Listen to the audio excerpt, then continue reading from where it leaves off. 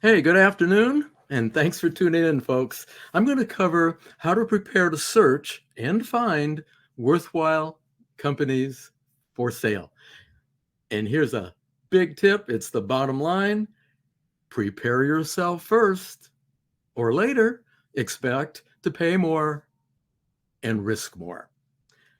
I'm Ted Leverette, the original business buyer advocate. For more than 30 years, I've been training and guiding people worldwide who buy small and mid-sized businesses. I'm not a business broker, never have been. I don't sell businesses. I don't represent sellers. You can learn more about how the savviest searchers and buyers are achieving done deals today. And if you really want to dive deep, go to my books, How to Prepare Yourself and Find the Right Business to Buy. Or if you have a deal in motion, we're about to get into due diligence, my other book, How to Buy the Right Business the Right Way. You can get them on Amazon. It'll show you what I know. And we're going to now begin highlighting that. Folks, beware the aha moment. If you want to buy or sell a company. Now, what do I mean by that? Well, buyers and sellers, respectively, it's a good idea to expedite learning about what you need to know. I know most people think they know enough. I think by the end of my presentation and the others you've heard in the last couple of days, I'll bet you found a few things that you didn't know. One of the things to really pay attention to is the reasons why people want to sell a business or purchase one. It's the big why question. Another thing you want to keep in mind right from the get-go, buyers and sellers, is the computation of profit, the adjustments and the other stuff that goes on so that you can hang your hat on, well, is this place making any money? And really important, because it's going to affect your search and your offering, how about the multiples that people are using to arrive at asking prices and the offering prices? Keep this goal in mind. We want to move forward with an LOI, letter of intent, or if, let's say you're in England, or maybe Australia, heads of terms. Okay, look, here's the deal. Time and generalized conversations are like the saying, familiarity breeds contempt. And it's not so much that people begin to dislike each other, although that sometimes happens, but it's scary to sell and buy businesses. And the more time buyers let sellers think about it, the more likely the seller's fears will increase. And that may cause, well, the owners, the sellers, the business brokers to have their aha moment. And what is that aha moment? That aha moment is, hey, maybe we ought to get some buyer competition. We on the buy side, we don't like that. So sellers, but don't forget, competition goes both ways. Well, you're delaying us. Guess what? We're looking at other deals. And that's what today is all about, trying to prepare so we have more opportunities than we can handle. Look, searchers and buyers, unless they're really stupid, won't sit on the sidelines. It's just stupid. So don't do it. Savvy searchers always have pending at least 2 worthwhile deals. If you're not doing that, you are going backwards and your competition is getting in front of you. And it's no fun if you're trying to buy a business one step at a time, let's say serially, to put days, weeks, months, or years into a transaction that falls apart. Then you get to start all over. So when we're searching, we are searching concurrently all the way until the day of closing. And I mean the day of closing. Why? Because those of us who have been around have seen deals crater at escrow. So if you don't have any other deals in your pipeline, guess what? You get to start over.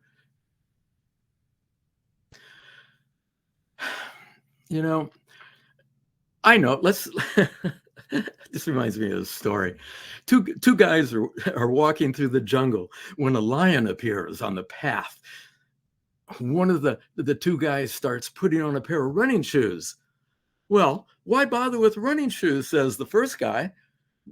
There's no way you can outrun a lion. Well, who said anything about outrunning a lion, says the second guy. I just want to outrun you. That story is what searchers and sellers are up against. It's the competition. that they're both facing. Okay, so what are you up against? Well, first of all, expect a lot of surprises. They're going to, well, they should change your perception as you're going along, and they can even increase your opportunity. You know, one of the notes I'm looking at that I made to myself is people wanting to buy businesses. They're facing what appear to be insurmountable obstacles. And you see this if you're following people searching for businesses to buy. There's a whole lot of whining out there, complaining, disappointment. Hey, that's normal, so get over it. What are some of them? Well, I'll give you 4 or 5 big ones. Ignorance, the ignorance of searchers, the ignorance of sellers, hey, the ignorance of business brokers, the ignorance of, advisors. These are all people who are making it more difficult for buyers and sellers to have a meeting of the mind. The other one is buyer competition. That's just huge. I'm going to say that probably 8 times during this presentation. If you write anything down, write this down. Learn to avoid or best buyer competition if you want to buy the right business the right way. You know, the other insurmountable obstacles that we have to go through or go around are, business brokers. Later, we'll talk about that one. And the other problem we all face is illegitimate seminars and experts. Look, I'm the guy who decades ago dreamt up this whole niche called business buyer consulting, and I've trained 298 lawyers, accountants, bankers, and other kinds of consultants who help buyers go through the thicket to get a done deal.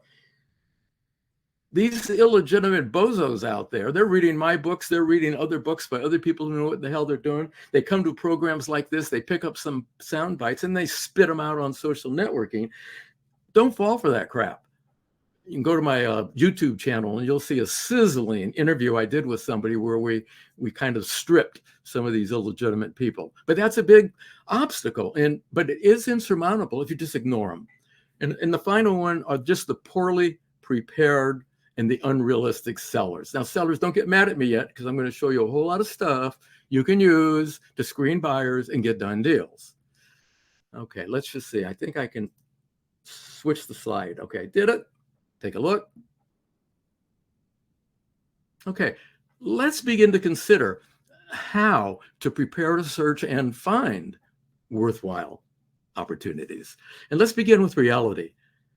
Most searchers give up trying to buy a business. I'm pausing. Think about that. They can't buy a business because they can't find worthwhile opportunities.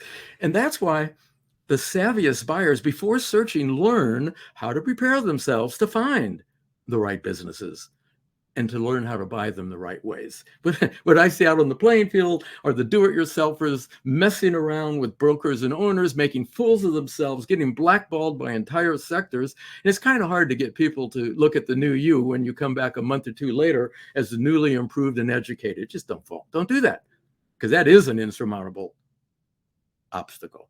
Here's some more reality. Poorly prepared people who cannot show their advisors. I know you guys say, and women, oh, I don't need an advisor. I'm getting all this stuff free on the internet. Okay. Poorly prepared people who cannot show their advisors worthwhile deals. That's the number one reason why attorneys, accountants, lenders, and others kill deals or have trouble with clients.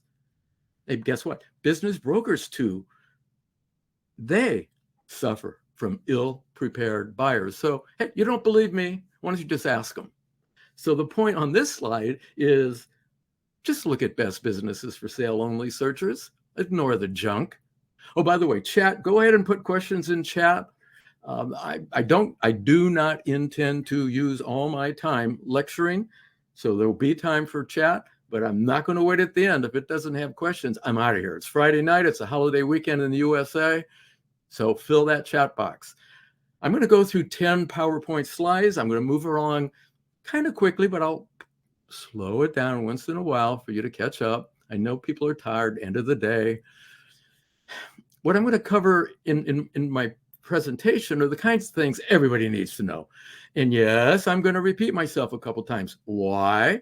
Because, as you know, if you've ever taught anybody anything, retention goes bye-bye in about 2 seconds. So bear with me if I repeat. I'm doing it purposely. You need it. And anyway, you know what they say? We teach what we need to learn. And this helps me stay on track too. Okay. Oh, by the way, if I don't say something that you need to know, I'll tell you what you need to know. 1 week, you get 1 week. Within 1 week after this event, that's February 17th. That's today. One week from now, if you email me from my website any question relating to preparing and searching, I will privately answer it. Got it? So put your stuff in the chat. But if I can't get to it, or I don't do a good enough job, I can't lecture, I can't answer a complicated question in 4 or 5 words, which pretty much happens when you're in these chat things. Okay. Go to my website, partneroncall.com, email me. Now, by the way, if you have Gmail, which you should not, only the most naive people use Gmail if they're trying to buy a business. It makes you look cheap, makes you look incompetent, makes you look like you're not really in business. But there's something worse. A lot of Gmail that gets sent to brokers, owners, me, never gets seen because our our spam filters kill it. So if you're talking business opportunity, go get your own domain, like Ted Leverette at iwantobuyabusiness.com. Got it? If you're using Gmail, at the minimum, when you email me, you better whitelist me or make me a contact, or you probably will not get my reply, and I'm not going to chase you. Okay, that's a lot of talk right there. But guess what? This is one of the biggest obstacles that searchers are facing, and they don't even know it. I had a broker tell me about, 2 or 3 weeks ago on LinkedIn, how many searchers and buyers and some sellers or wannabe sellers call him complaining. They're mad. Well, why don't you answer my email? Well, these people are, they're using Gmail. And Hotmail and all other crap, just don't do it. Okay, look, here's a good news and bad news story. A few days after buying a business, the new owner went to a fortune teller who looked into a crystal ball and said, "Owning your business will be a living nightmare for the next 3 years." And then what will happen? Asked the buyer, hopefully. Well, then you'll get used to it. Oh boy. The easiest and the best way to avoid buying a loser is to get access to lots of winners, especially while avoiding buyer competition. I'll say it again. Best business for sale only. Okay, more reality. Business mistakes that buyers make are errors of omission, not knowing what to do. And you know what? Even people who know what to do sometimes do the wrong thing, especially if they have a bad case of business buyer fever. That's wanting a particular business so badly, they suspend their common sense. It takes 2 things to succeed: information and experience. So wannabe buyers can gaze into a crystal ball with wishful thinking, or they can learn what they need to know before showing what they don't know on the playing field. Okay, folks, lots of books on buying a business. Probably you've read some of them. I hope you read at least my How to Buy the Right Business the Right Way book. But there's only one book that's written for search. Why? Why did I write that book? Because you can't buy the right business if you what? Cannot find it. Whoops, I hit the wrong button.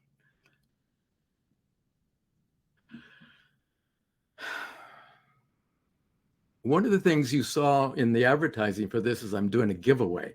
My finance book right here. Look at this title.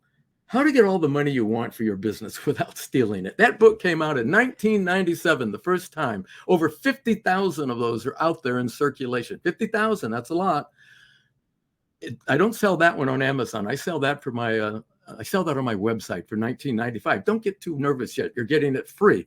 There are 500 tactics in there, and this is not, bullshit. How to write a business plan or submit an application. None of that nonsense. You get that from, the we'll call it academic books on the topic. Here you get 500 tactics. These are things that actually work. So guess what? If you want to buy or sell a business, you better be damn savvy on creative financing, because that's what's going to hold a deal together. Oh, well, unless you have a buyer who can just write a check and pay cash. All right. How do you get this book? Well, you go to my website, partneroncall.com. You find that book and you type in this, BOSSUP, boss up, all capital letters. Don't email me and tell me that you need it. I'm telling you now, BOSSUP. This offer expires February 25th. So if you don't do it before February 25th, don't email me, don't direct mail me, don't do anything to me. Do it today or over the weekend. Anyway, within a week. Got it? That's going to help you get deals done.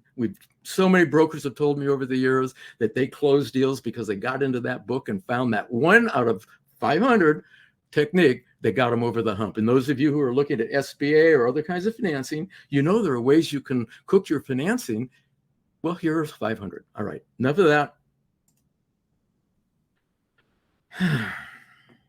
Okay, look, here's my recommendation to business sellers. Hey, sellers, remember I told you stick around?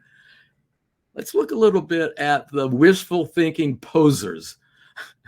These are the pretending searchers and the self-proclaimed buyers. Social networking is full of these people. It's vital that business sellers detect phony buyers. So we buyers, we want to detect the phony advisors and experts who are trying to tell us what to do. But you sellers, you got to avoid these people who say they're buyers when they're not, or the people who say they're a private equity group. And of course, they've never done a deal and they just have a website that makes it look like that. You got to dump those people instantly. Why? Because these bloviating people are pretending to be more than that they are and to have more than they can offer sellers. Here's what searchers can do to be more credible, and it's how sellers judge buyers. Listen up, sellers. SALT. I make up these what do you call it? Acronyms. SALT. The S, show yourself truthfully. Hey, what's wrong with that? Well, I can tell you a lot of searchers don't. Remember, now we're talking about searchers. We already know about sellers. A, authentically. Be authentic. That's how you get responsive searchers from sellers, brokers, and investors. Remember, they are being flooded with all these nitwit pretending searchers. So if you show yourself truthfully, let them see who you are as a person, be authentic. Oh, it's a breath of fresh air. But the L, listen first and then hear more. What I hear, even from my own clients, the buyers, is they yak, yak, yak, yak, yak. And it's like, why are you doing that? And talk less. That's what the T's for. When you're talking to owners, get them doing the talking. You do the question. You're asking questions. Hey, don't try to fool sellers and brokers. Okay, now, sellers and brokers, here's my advice. Confidentially, now this is top secret, okay? Let's not pass this around too much. Confidentially, behind the scenes, spread the word in your industry whenever charlatans show up and they're posing as legitimate buyers. Let the word out. Let's get them blackballed. Now, the good news for searchers is most of the people, that you're going to love this one, searchers. The good news for searchers is most of the people looking to buy a business don't have a clue about how to do it. And that's why you've heard, 75, 85% of the searchers never make offers. Well, they might make offers, but they don't complete deals.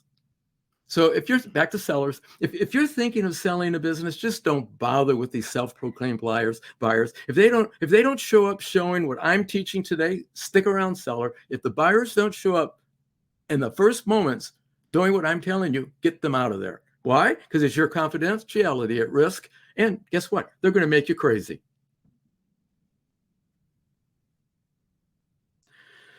Well, somebody said to me, could you just say this in a few sentences? Okay, I will. This is for searchers. What does it say on that? Yeah, everything you need to know to buy the right business the right way, comma, sooner. Here we go. Buying a business is all about search. Because if you can't find it, you can't buy it. And it's about being best and first on scene with sellers. and being the seller's first choice and top of mind for brokers and sellers.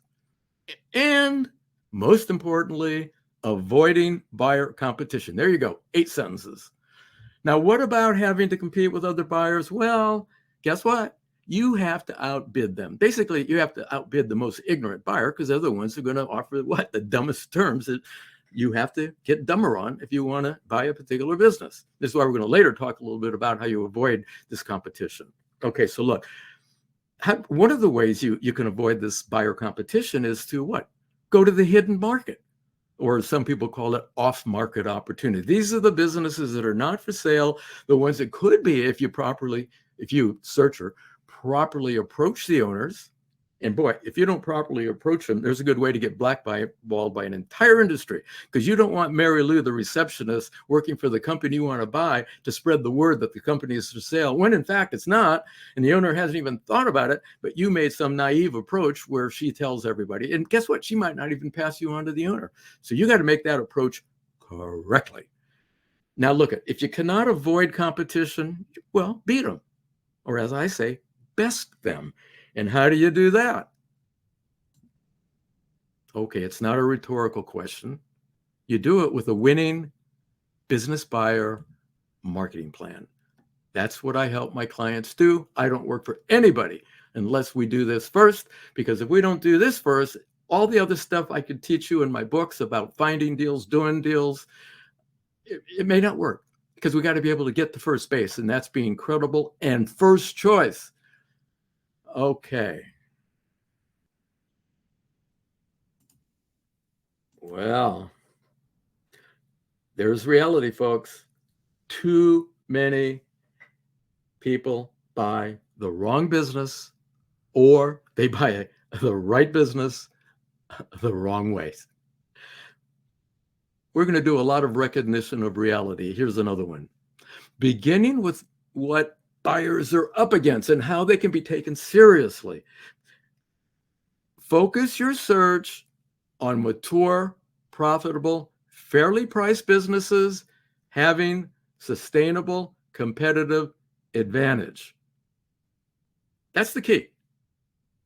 Hey, look, if you love business buyer competition and you're a business seller, hooray for you. Hey, let's celebrate. But if you're the buyer, you absolutely have to beat or get around that competition. So here's some more reality. Guess what, folks? Your fun and your risk begins during your preliminary, that means the first moments, interactions with the other side of your deal-making tables. It's called what? Preliminary due diligence. Some people call it pre-LOI due diligence. I did a whole set of, videos on my YouTube channel. Just say Ted Leverette at YouTube, you'll find them. Where buyers and sellers need to know right up front in that first moment whether it's smart for them to exchange information or to abort one another. This stuff happens in the first communication. Hey, look, a lot of sellers will play with you even if you're an idiot, if you're a searcher.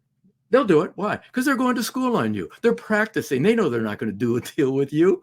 So, they'll see your boilerplate LOI you downloaded somewhere. Maybe they'll get you to do a Q of E, quality of earnings report, spend $10,000 or $2,000 for that, blah, blah, blah. You basically are giving them free management consulting. While we're talking about money, never forget your lost income opportunity. Irrationally deferring an M&A transaction presents at least 2 kinds of potential losses, and both of these risks are avoidable. One, missing out on the best opportunity that you're going to get, either the best seller or the best buyer right in front of you. Mess it up in that first couple of interactions, game over, start again. But here's the second one that causes lost income opportunity. That's what you would have earned every month longer it takes you to complete your deal. So the buyers I work for, most of them want to make, I don't know, 50,000, 100,000, several hundred thousand a month. If let's just say it's about, just because it's a round number, 100,000 a month. Well, if they are just messing around out there, A week is $25,000. A day is $5,000. An hour is what? A lot. Now that hidden market I mentioned, that's where up to 80% of the mature, profitable, and fairly priced small and mid-sized companies are quietly for sale by owner. Few of those owners are advertising their business for sale. That's why when you go to the online venues, you don't see too many of them, if any, and particularly in the niches you may be looking for. Now, some of these winners are not yet on the market, but they and other sellers, they want to safely meet qualified buyers. They qualify you in the first conversation. Okay, I said it now 3 times. Few of these owners will admit they're for sale to buyers they don't know. So how are you going to get them to talk to you if they don't want to admit it because they're not sure you'll let the word out? Well, what's one of the things we'll hint at today, but we do a deep dive on that in my preparing how to prepare yourself and find businesses for sale. You got to handle that right. And then they will say, well, okay, look, I'm not for sale, but George, I'll talk to you about it and let you see what you have to say. The nice thing about the hidden market, the off market, the businesses that are not yet for sale, is you save time and you avoid buyer competition. Because guess what? These businesses are not being marketed, especially to the general public. This is pretty nice stuff if you get there. Now, oh, wait a second. I know business brokers, I think some of them are tuned in. You know what I always say. All my clients begin with business brokers. If we can get the low-hanging fruit, that's a wonderful business that you listed last week, and we can work a deal and you help us get it done quickly because you want that commission? Hey, we go with you. But we're not going to wait for you to go out and find what we want. That's why we go direct to owners. All right. So what is this winning searcher marketing plan to find business acquisitions? Well, it has to do with you answering this question. How well are you selling yourself to owners and sellers of companies?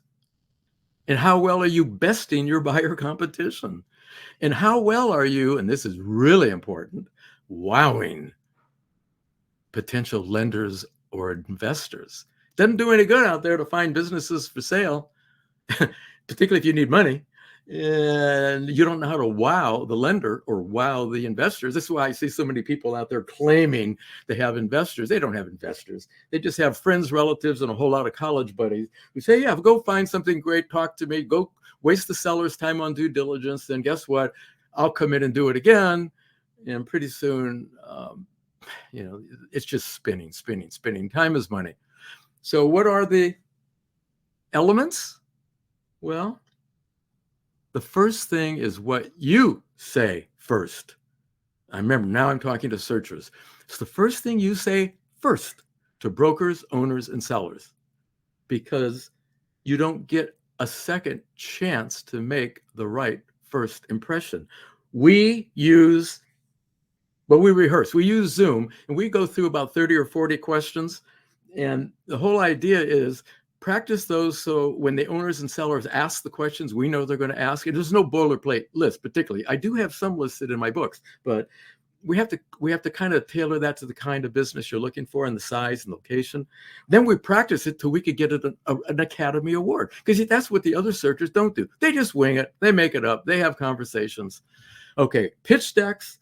Unless you're buying a business that's competing with looking for private equity stuff, it's not a good idea to use it. So I'm sorry to rain on your parade if you got that real fancy pitch deck.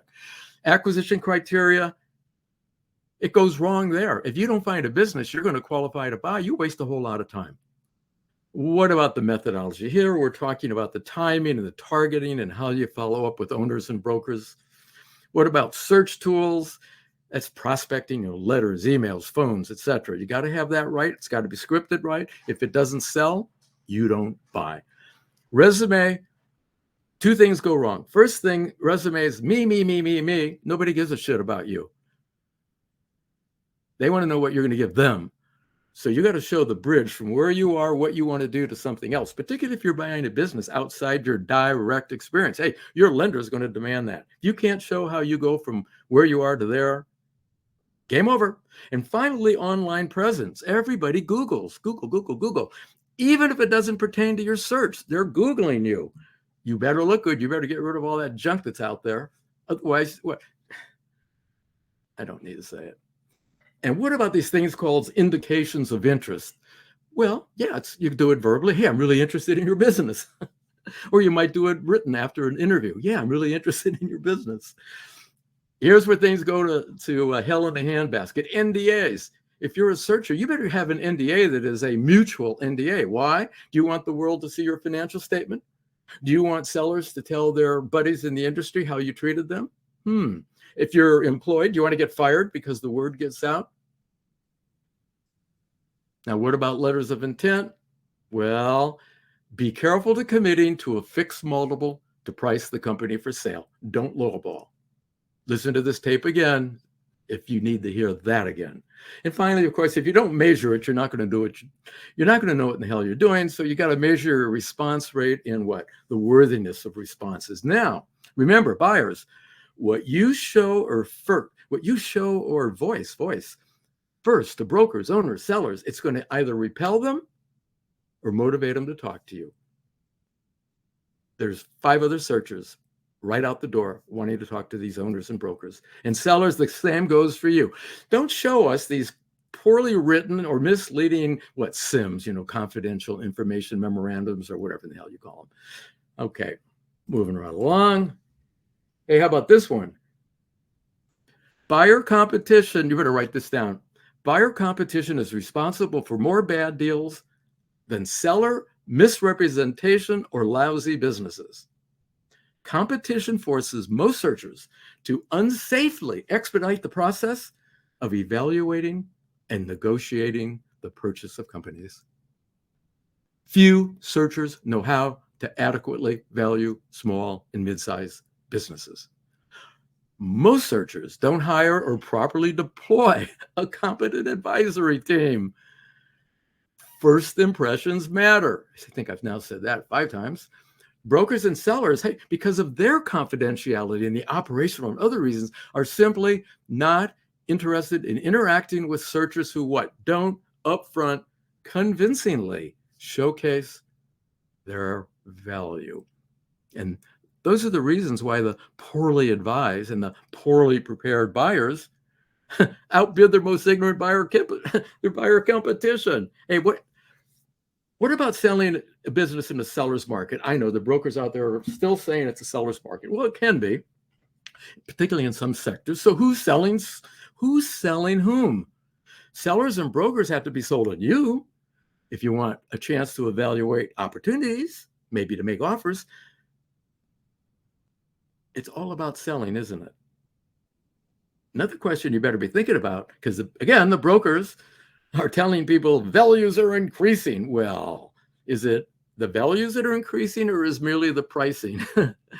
Yeah, there are a whole lot of businesses out there that got pregnant with profit during COVID and thereafter. And if you're looking at the comps in the databases from a year ago, oh, you're using these various multiples. Well, guess what? They're all overpriced. All of them. All of them.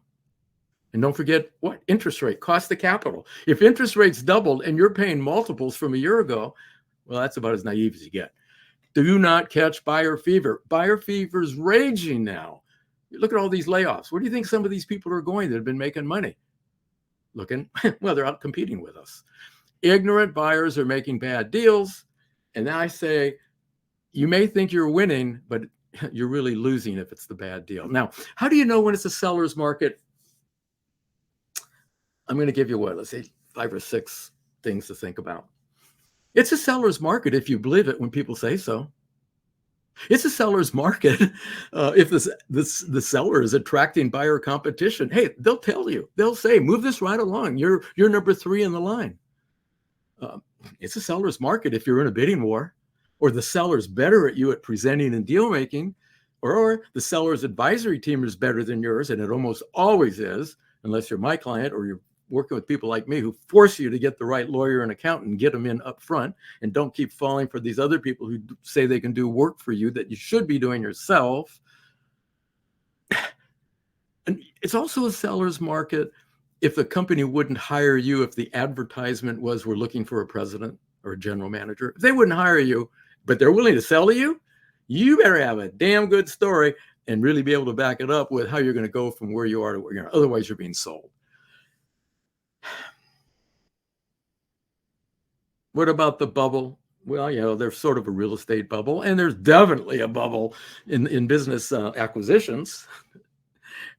We don't want it to burst on you, right? Keep in mind, there are a lot of businesses coming on the market because sellers are reading the newspaper and they know that interest rates, rising labor costs, rising materials. What is this going to do? It's going to increase their costs. And what's that going to do? It's going to reduce their profit. So if you're doing a multiple on yesterday's profit and tomorrow it's cut in half or goes bye-bye because of rising interest rates or other costs of doing business, namely employees, go to my YouTube channel, Ted Leverette, YouTube. I did a whole series of podcasts on employees are the biggest risk if you want to buy a company. Hey, by the way, they're also the biggest risk if you own a company. Pretty good idea to start there if you're thinking of buying a business or selling it, because you got to have a story that helps you explain why your employees just aren't going to want a better cut of the action.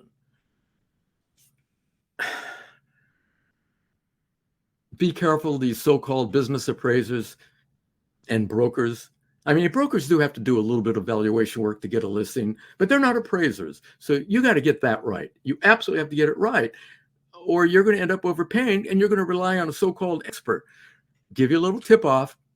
We don't give a shit what appraiser says. We're looking at return on investment and cash flow.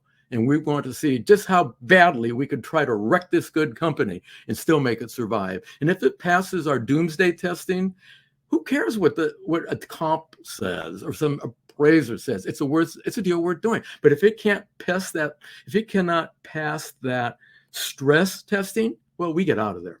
Yeah, it can take longer to find a business, but guess what? We don't blow our net worth and we don't get divorced and we don't have nervous breakdowns when things go wrong. So folks, do not ignore the labor market. Disgruntled employees are causing trouble. It's in the newspaper every day. Okay. Oh, man. Don't make yourself and everyone else crazy. Please hire advisors with a proven history of working for buyers and sellers of the kind and size of deal you intend. Not the Wall Street guys and not the people buying hair salons. Depending on the size and kind of business, that's the advisor you want. Now, how do you know if they're any good? Well, ask them. Say, in fact, why don't you write it down? Say, how have you facilitated deals that should occur or did occur? If they can't tell you a story or two, don't fall for bullshit. Hire deal makers and deal closers. Guess what? Avoid advisors. Avoid advisors who don't know enough about deal making for small and mid-sized companies. This happens all the time. And you know what happens? Not wanting to make mistakes. These posers are more likely to poo-poo good deals, or worse, bless lousy deals. All right, look, I only have 2 slides. We'll go to Q&A. See that? That's called the fork in the road. See, wait a minute. I'm not done with that. That's called the fork in the road. Why is it a fork in the road? You see all that buyer competition? These are all those people out there copying and emulating one another, helping one another compete, then competing with one another, and they're all chasing the same kinds of deals, offering the same kinds of, marketing of themselves, etc. And guess what happens?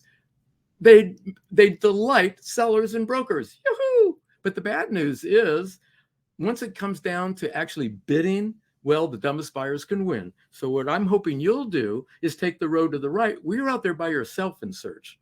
There are no other buyers around you unless you take your time and that brings them in.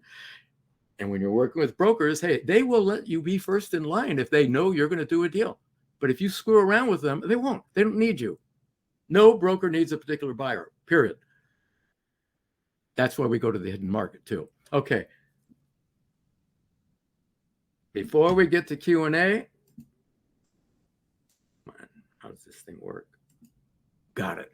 Stay in touch. Go to my website, email me from the website, download that creative financing book. I'm trying to bring up stuff today that to cause you to think a little bit deeper, but let's not let our conversation end here. We can privately Zoom. I can help you get better results.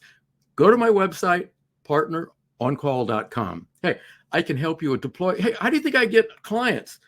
Nobody hires me unless they read my books, and that's why they hire me. I then help them deploy the tactics. I'm Ted Leverette, the original business buyer advocate. Thanks for listening. Be careful. You want to go to Q&A? Let's do it. Can I get rid of this? Oh boy, hold on. Try not to sign myself out of this. I've never used this particular venue here, folks, so it's all alien to me. Okay, I'm right at let me go right to the top. Hello, Ted. Hello, Ted. La, la, la. Better stay. Need to set up. Oh, yeah. Yeah, somebody said, be sure you set up your own name to increase deliverability. Absolutely. Oh, look, I started my closing remarks early because guess what? We got through it. Yeah, get your own domain. Business plans are a guess at best. Yeah, Paul. That's why we focus on cash flow. Those of you who have been following me, you know how big I am on cash flow. Hey, what are you really buying when you're buying a business? You're buying cash flow, period. But where does the cash flow come from? Employees. Can you say why we're paying attention to employees? Bloviating. Okay. Oh, yeah. How do you tell the difference between a seller who's genuinely interested in selling versus just shopping around? Get them to a letter of intent. If they're giving you the green light you want to hear, slap a letter of intent on them. Right there. First of all, they go, oh my God, what do I do with this? So unless they're really dumb, they're going to take it to their lawyer. And the lawyer's going to go, well, no, I don't like this whole idea because I'll be fired if you sell your business. You better. So what I like to suggest to sellers when we give them a letter of intent is, it's probably not a good idea to have the lawyer that's been your company lawyer for a long time, your cousin or your divorce lawyer. Probably a good idea to talk to somebody who specializes in the sale of companies, because then when they see this letter of intent, they'll know this is how things progress. Now, that lawyer wants to make money. So they're going to what? Try to see if there's a way to do a deal. Hope you're getting that. Take them out for some beers. All right, Paul, you're cracking me up here. What is the recommended budget for buy-side advisors? Hey, write this one down. Okay? How much can you afford to lose? Now, anybody's been asking that question. They ask it everybody. For businesses that are, let's see, Michael says, say in the 1 to 4 million deal size, that means price. Oh, I think it depends, how smart you are, how much you have somebody like me on your team who are helping you do work. So before you bring in the lawyer and the accountant or any other, let's say, specialist, we've determined just about everything we need to know. And now we only need confirmations and we need a contract. So we don't bring in, like, say, lawyers and accountants too soon. Your money go bye-bye real fast. Same with quality of earnings people. Bye-bye real fast. 10,000 to about 30,000 bucks is what you ought to put in your hopper for everything related to accounting and that kind of due diligence, legal, etc. Then there are people like me.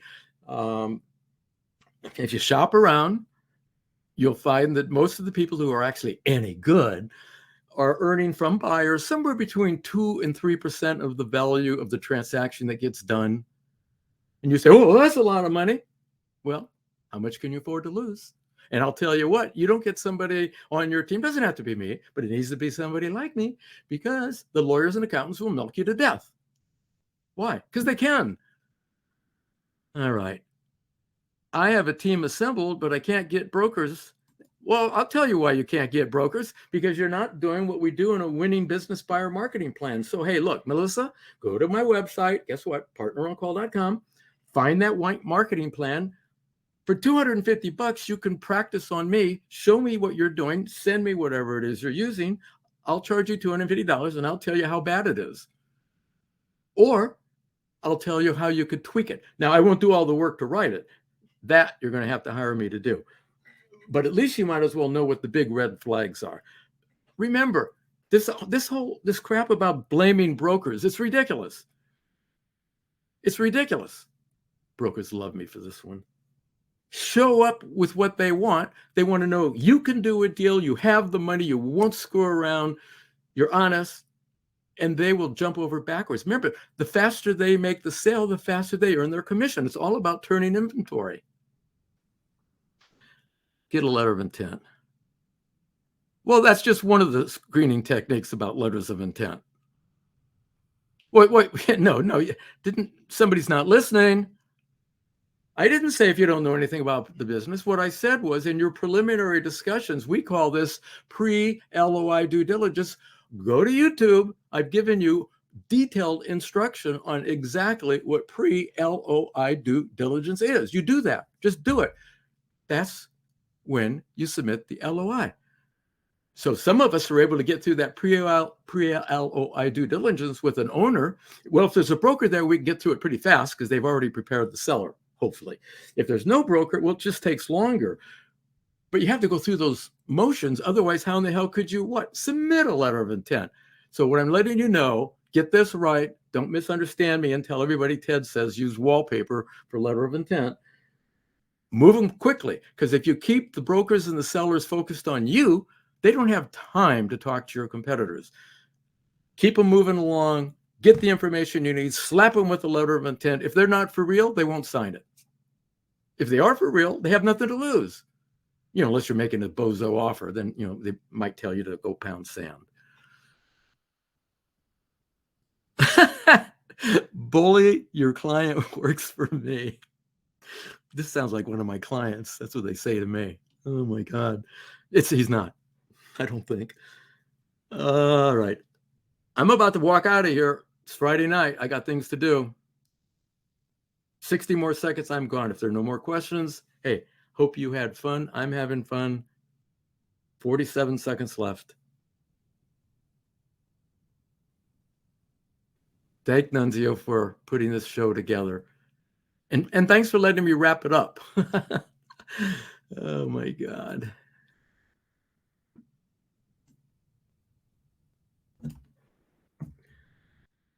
Well, I don't know. Should we be gone?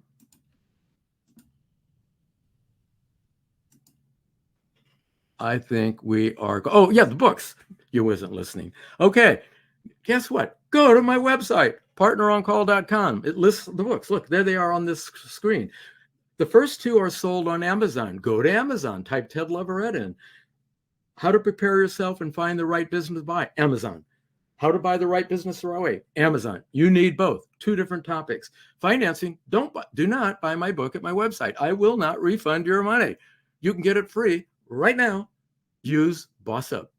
BOSSUP, all caps. That's the coupon code. When you go to my website, download it. Got it? Hey, it's been a thrill.